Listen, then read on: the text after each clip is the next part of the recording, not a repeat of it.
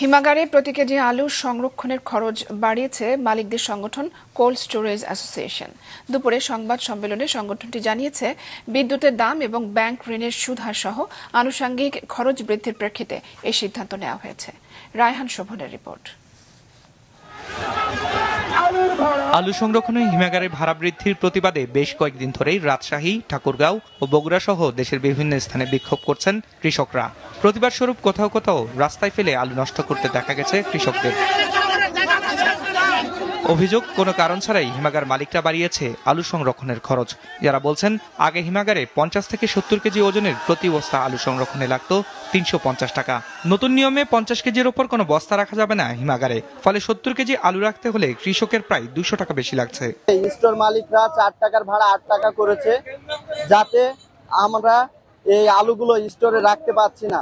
আমাদের দাবি একটাই, আলুর ভাড়া 4 টাকা ছিল, 4 টাকায় আমাদের করা দরকার।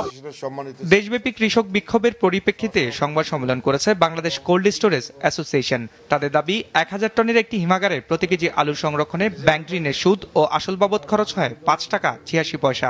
বিদ্যুতের খরচ 1 টাকা 10 পয়সা। এর সাথে আনুষঙ্গিক খরচ যোগ করলে প্রতি কেজি আলু সংরক্ষণের খরচ দাঁড়ায় 9 টাকা 62 পয়সা। যদিও কৃষকদের কথা বিবেচনায় নিয়ে এই দর 8 টাকা করার সিদ্ধান্ত নেওয়া হয়েছে বলে জানায় সংগঠনটি।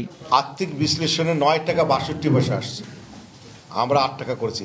এবং এই যে 1 টাকা কেজি পাই না, 2 টাকা কেজি পাই না, এই জন্য তো আমরা ইনক্লাবিতে পরিণত হয়েছি। আমরা এই যে প্রতি বছর একটা কলস যদি 1.5 কোটি থেকে 2 কোটি টাকা না পায়, যে কোনো ভাবে আমরা ম্যানেজ ট্যানেজ করে চলছি। এখন তো আর হবে না, আমার কলস তো নিলাম করে দেবে ব্যাংক, প্রত্যেকে দেবো আমি টাকা। সংবাদ সম্মেলনে জানানো হয়, এতদিন বস্তা প্রতি কমপক্ষে 15 থেকে 20 কেজির ভাড়া বঞ্চিত হচ্ছিলেন হিমাগার মালিকরা।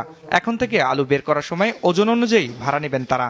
15 থেকে 20 কেজি ভাড়া আমাদের দিত না, তারা এবার বুঝতে পেরেছেন যে না, এই 15 থেকে 20 কেজি ভাড়া আমাকে দিতে হবে।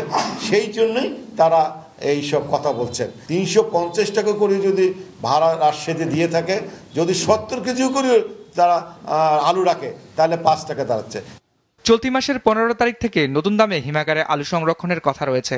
তবে হিমাগারকে কৃষিভিত্তিক শিল্প ঘোষণা করে ঋণের সুদ ও বিদ্যুতের দাম কমানো হলে আলু সংরক্ষণের খরচ অর্ধেকে নেমে আসবে বলে দাবি হিমাগার মালিকদের।